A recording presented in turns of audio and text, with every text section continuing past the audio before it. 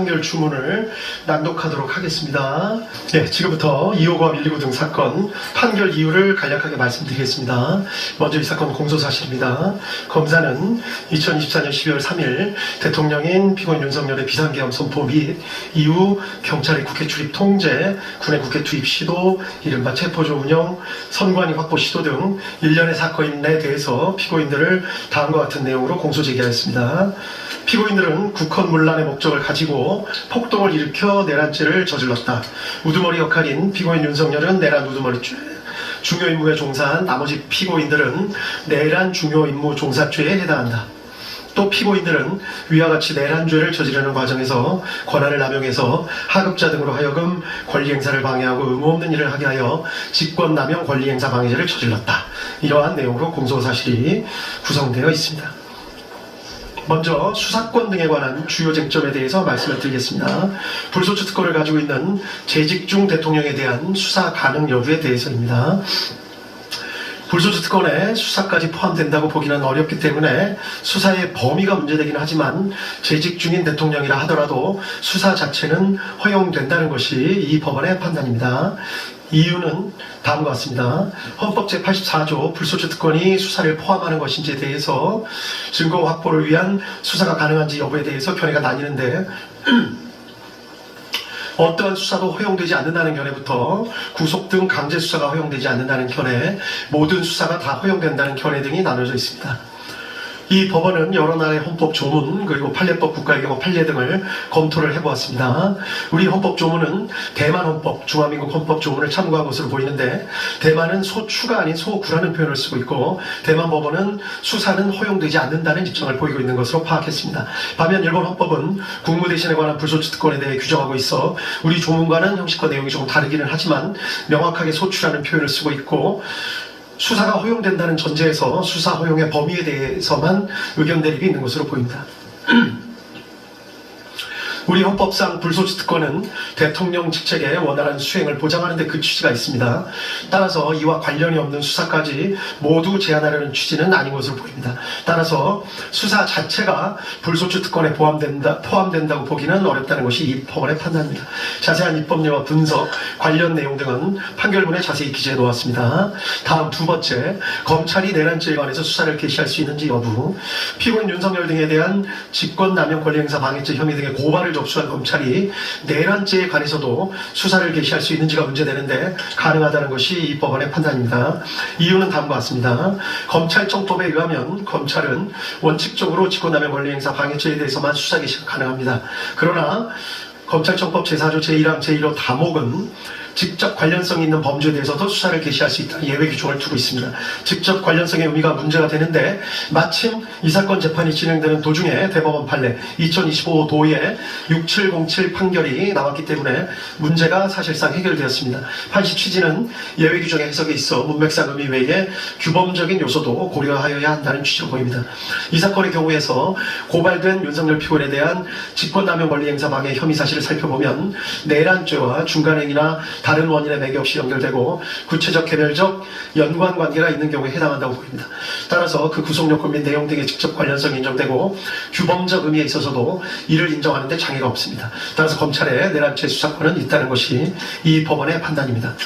다음, 고위공직자범죄수사처, 공수처가 내란죄에 관하여 수사를 할 권한이 있는지 여부가 문제됩니다. 결론부터 말씀드리자면 이 부분에 대해서 내란죄에 관해서 수사를 개시할 수 있다는 것이 이 법원의 판단입니다. 이유는 다음과 같습니다. 공수처법에 의하면 공수처도 원칙적으로 직권남용 권리행사 방해죄에 대해서만 수사를 할 수 있을 뿐 고위공직자 등의 내란죄에 대해서는 수사를 할 권한이 없도록 되어 있습니다. 다만 제4조 제1항 제1호 라목이 예외적으로 수사 과정에서 인지한 직접 관련성이 있는 범죄에 대해서는 수사를 할 권한이 있다고 예외 규정을 두고 있습니다. 직접 관련성에 대해서는 앞서 검찰의 수사 개시 권한 부분에서 살펴본 바와 같이 인정됨에 크게 의문이 없습니다. 문제가 되는 것은 검찰청법 규정과 차이가 있는 수사 과정에서 인지한 것인지 여부입니다. 공수처법 규정은 검찰청법 규정과 이 부분의 표현이 다릅니다. 물론 그대로 공수처가 고위공직자범죄 수사에 착수해서 수사를 진행해 나가는 과정에서 파악하게 된 새로운 범죄만을 의미한다는 것으로 보아야 하고, 그것이 공수처의 우선적 수사권을 예외적으로 부여한 법의 취지에 부합하는 해석이라는 견해가 있을 수 있습니다. 애초에 법의 취지에도 부합하고 문헌의 의미에 충실한 해석으로 보이기는 합니다.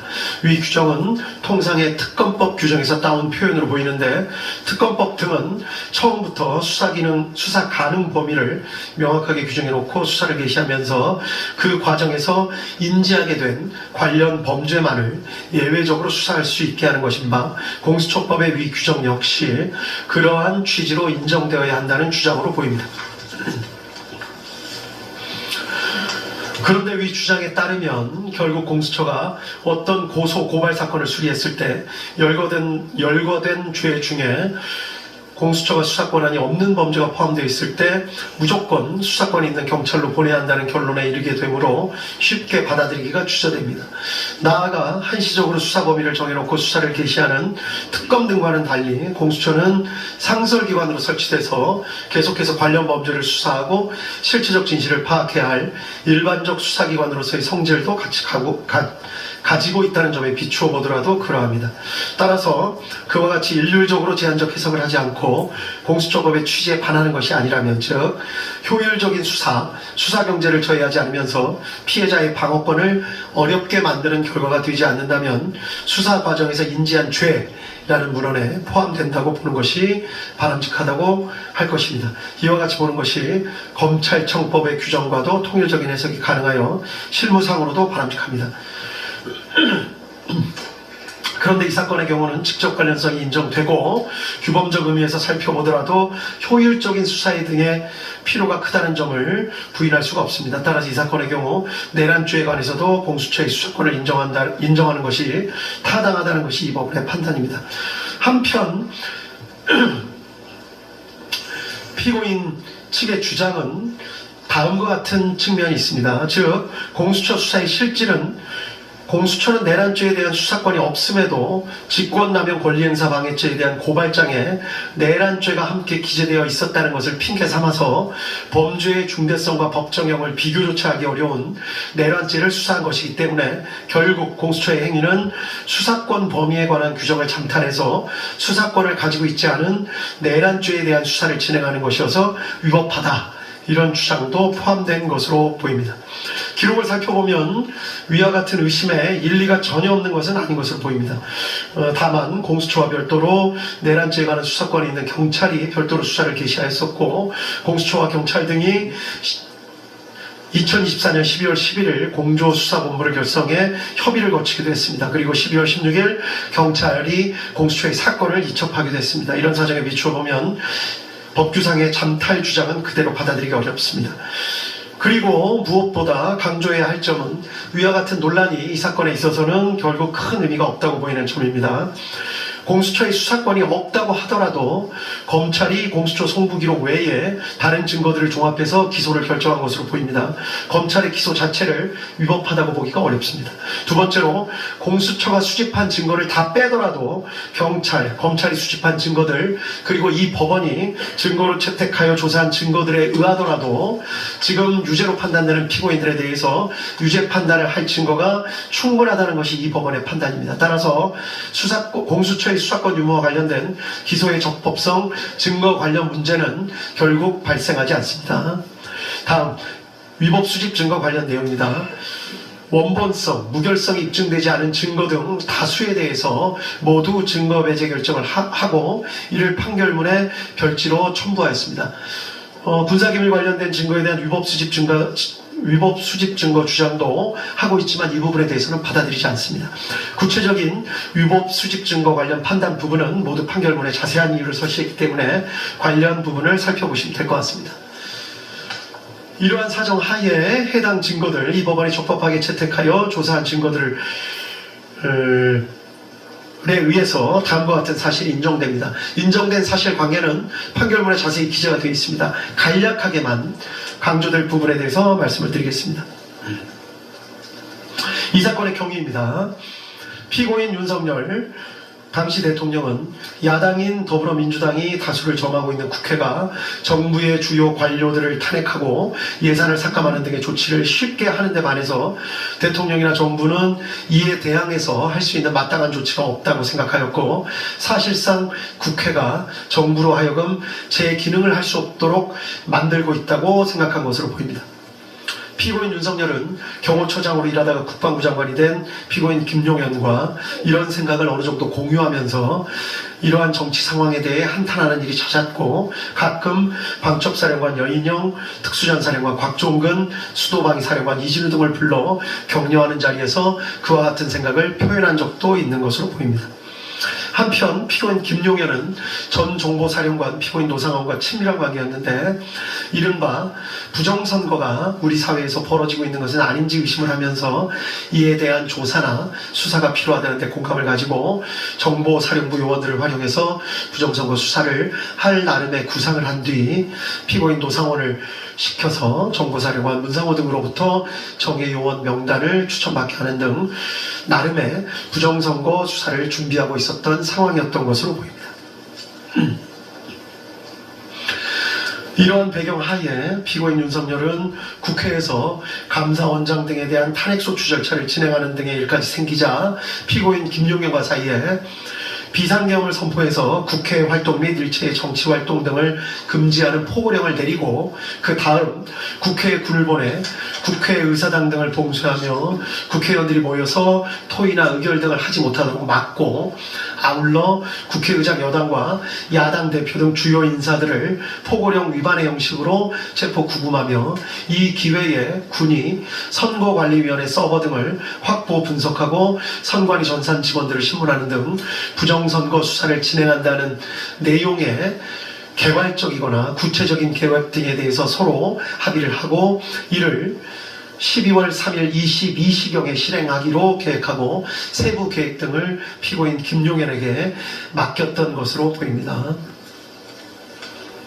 이 사건의 특징인데, 피고인 김용현은 방첩사령관 여인영, 육군특수전사령관 곽종근, 수도방위사령관 이진우 등에게 위 계획을 있는 그대로 알리지 않았던 것으로 보입니다. 아마도 보안 유지를 하거나 또 이들이 반발할 가능성 등을 고려해서 있는 그대로 계획을 밝히지는 않았던 것으로 보입니다. 그 때문에 피고인 김용현은 이들에게 돌려서 말하는 방식으로 어떠한 상황이 있을 것과 그러한 상황이 발생했을 때 어떤 임무를 해야 하는지를 암시하는 방법으로 임무를 부여한 것으로 보입니다.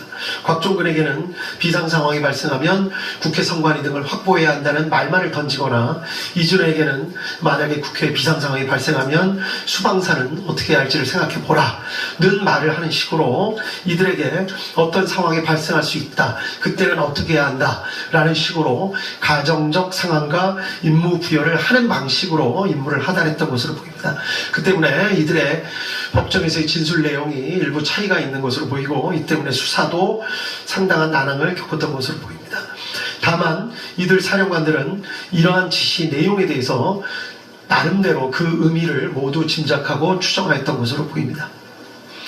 이들 사령관들의 입장에서 보면 이들은 군인으로서 명령이 떨어지면 복종해야 한다라는 생각과 함께 피고인 김용현이 말한 그런 상황이 실제로는 발생하지 않을 것이다, 또는 실제로 적이 국회를 테러할 것이라는 등에 대한 정보가 있기 때문에 아마도 피고인 김용현이 저런 말을 하는 것 아니겠느냐라는 강한 기대감과 우려도 함께 가졌던 것으로 보입니다.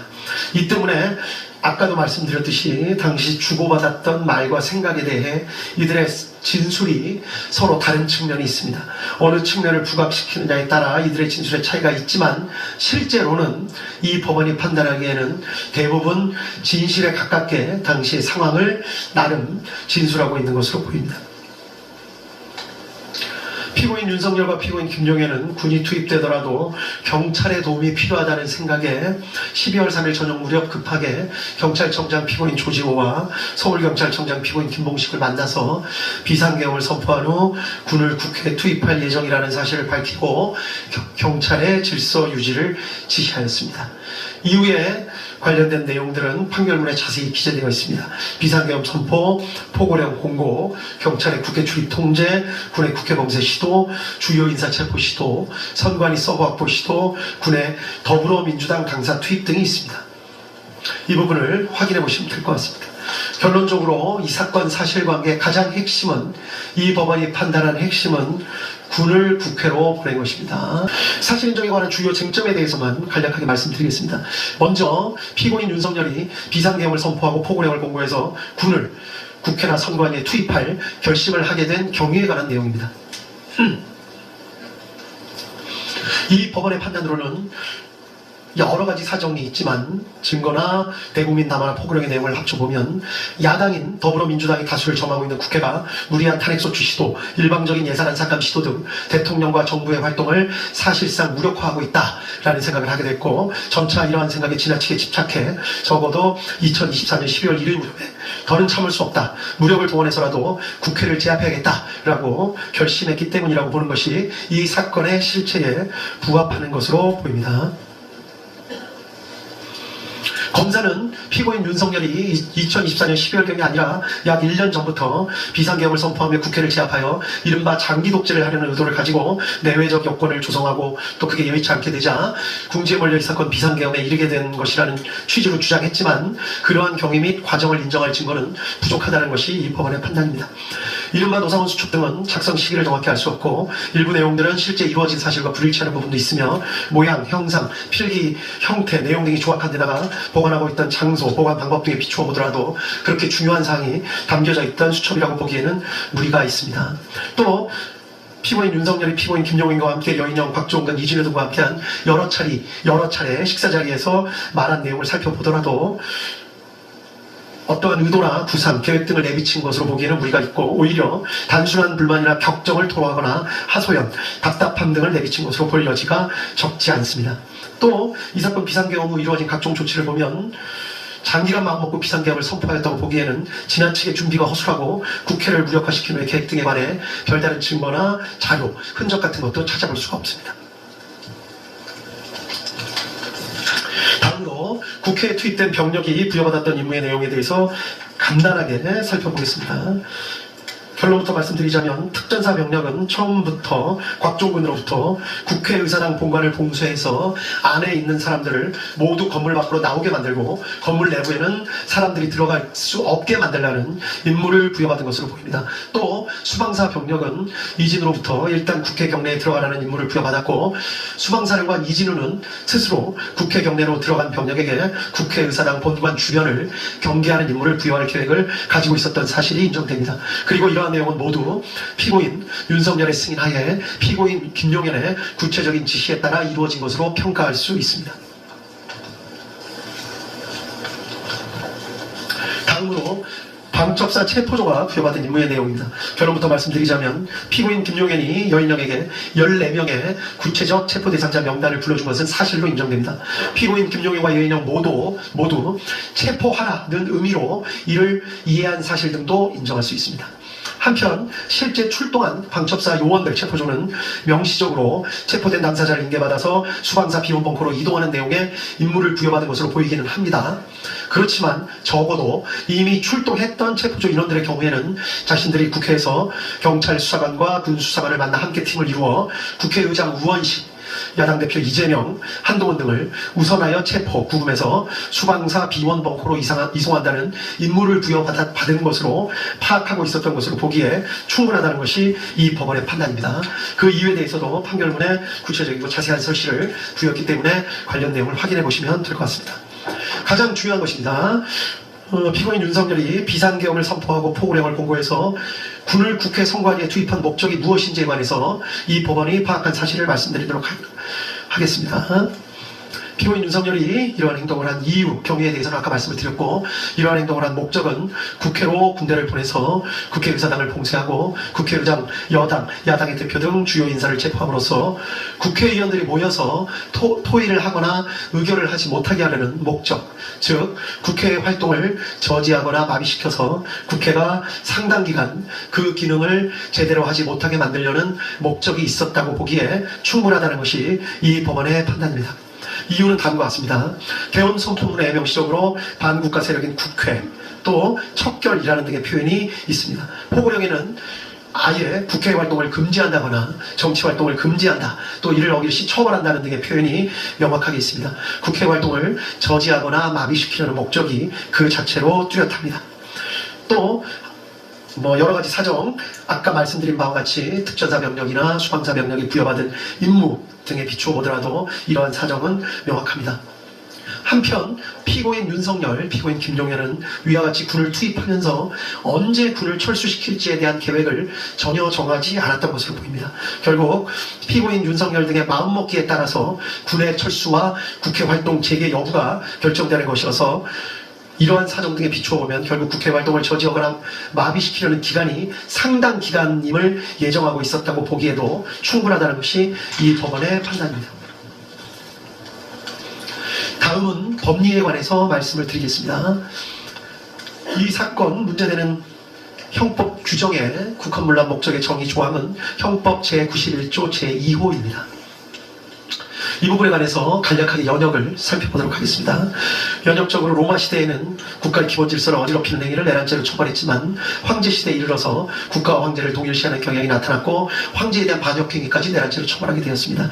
중세 시대에도 이러한 성향이 강하게 나타나서 죽은 개인에 대한 배신 행위 등을 반역죄로 처벌하게 되었고 점차 왕이나 군주 자체는 반역죄, 내란죄를 저지를 수 없다는 인식이 중세 시대 때는 강하게 퍼졌던 것으로 재판부에서 확인을 했습니다.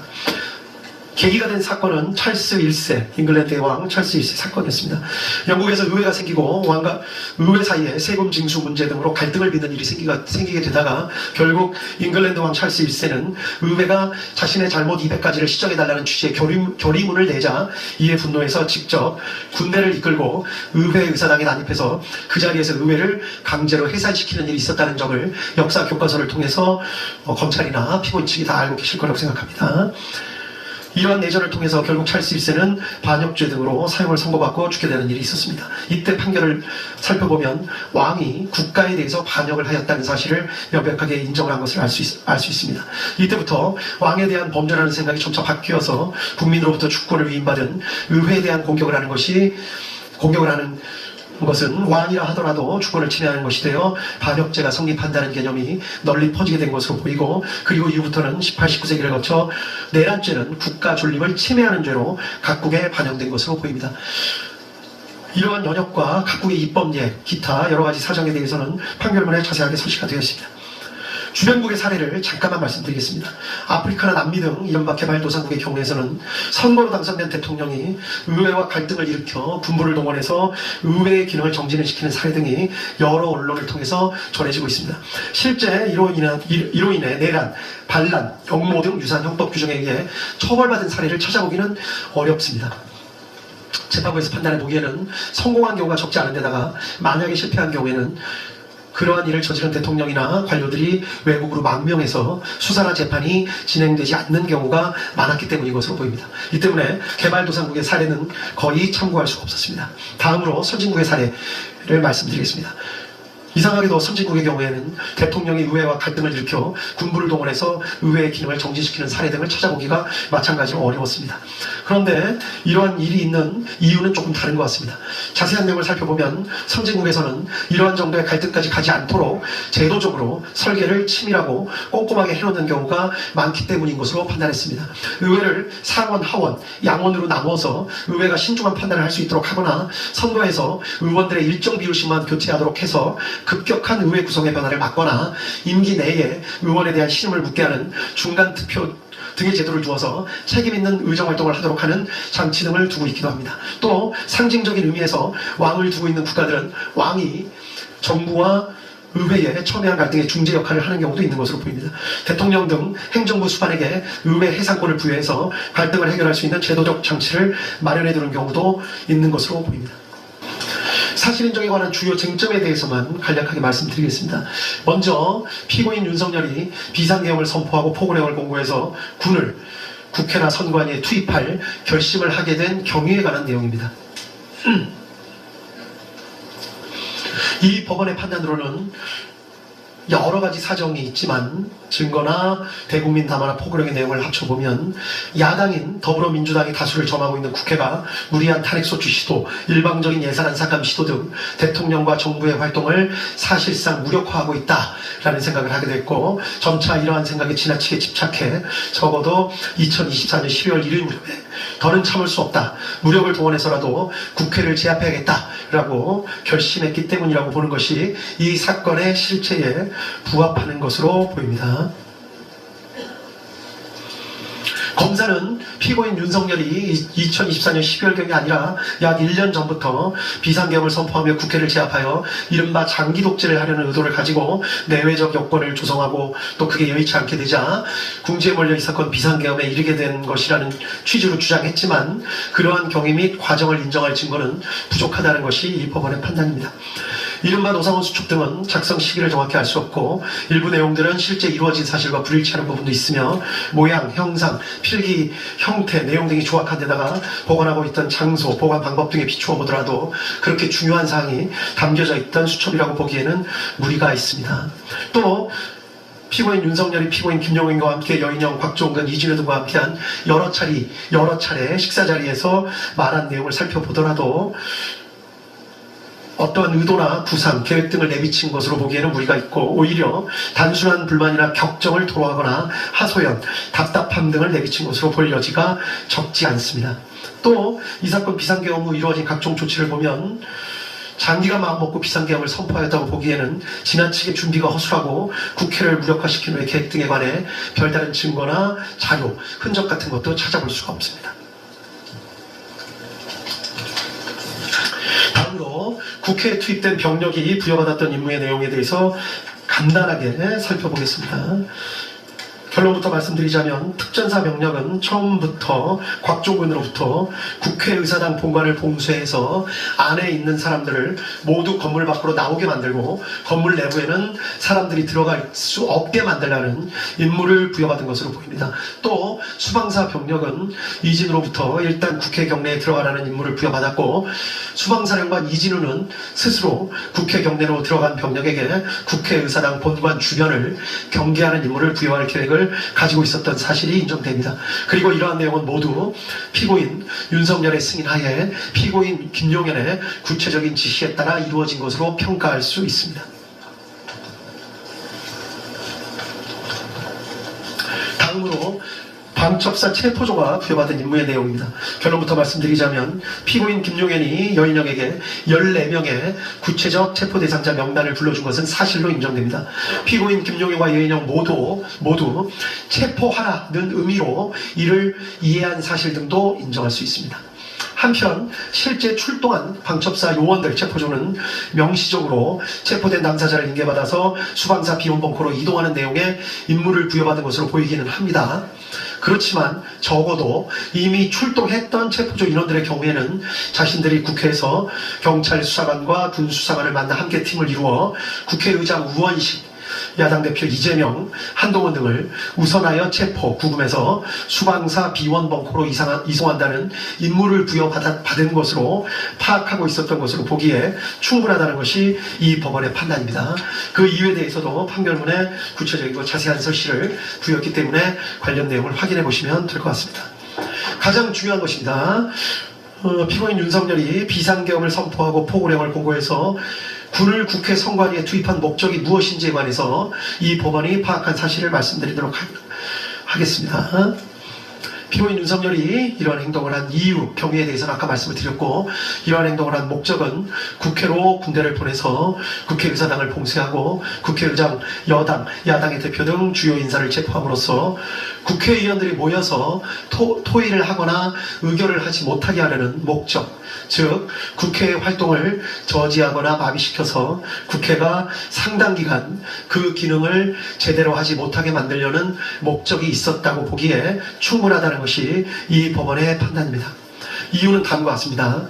계엄 선포문에 명시적으로 반국가 세력인 국회, 또 척결이라는 등의 표현이 있습니다. 포고령에는 아예 국회 활동을 금지한다거나 정치 활동을 금지한다, 또 이를 어길 시 처벌한다는 등의 표현이 명확하게 있습니다. 국회 활동을 저지하거나 마비시키려는 목적이 그 자체로 뚜렷합니다. 또 여러 가지 사정, 아까 말씀드린 바와 같이 특전사 병력이나 수방사 병력이 부여받은 임무 등에 비추어 보더라도 이러한 사정은 명확합니다. 한편 피고인 윤석열, 피고인 김용현은 위와 같이 군을 투입하면서 언제 군을 철수시킬지에 대한 계획을 전혀 정하지 않았던 것으로 보입니다.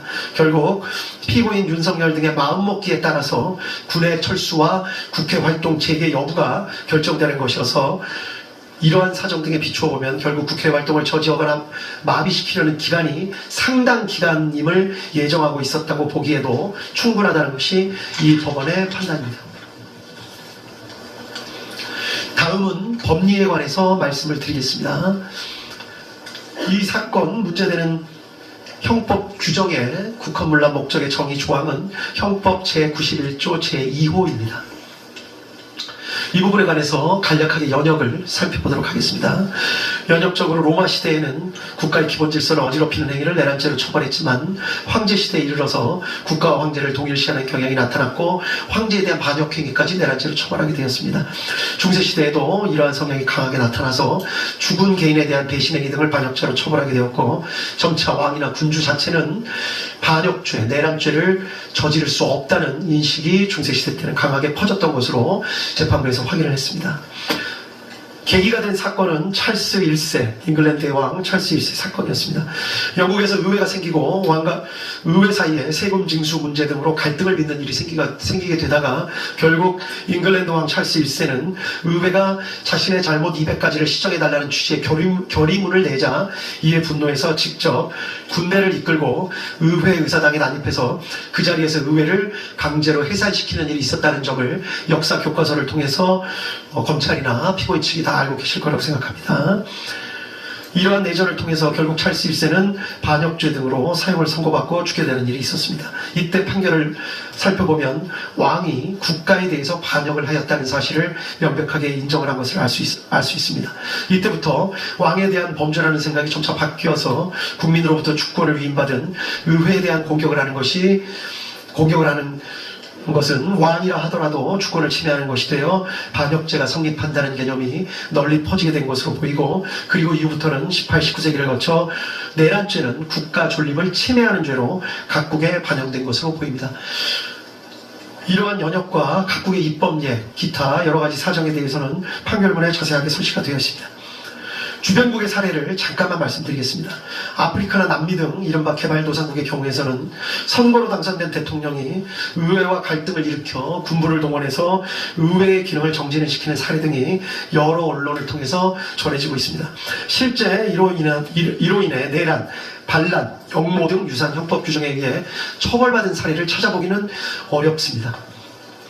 재판부에서 판단해 보기에는 성공한 경우가 적지 않은 데다가 만약에 실패한 경우에는 그러한 일을 저지른 대통령이나 관료들이 외국으로 망명해서 수사나 재판이 진행되지 않는 경우가 많았기 때문인 것으로 보입니다. 이 때문에 개발도상국의 사례는 거의 참고할 수가 없었습니다. 다음으로 선진국의 사례를 말씀드리겠습니다. 이상하게도 선진국의 경우에는 대통령이 의회와 갈등을 일으켜 군부를 동원해서 의회의 기능을 정지시키는 사례 등을 찾아보기가 마찬가지로 어려웠습니다. 그런데 이러한 일이 있는 이유는 조금 다른 것 같습니다.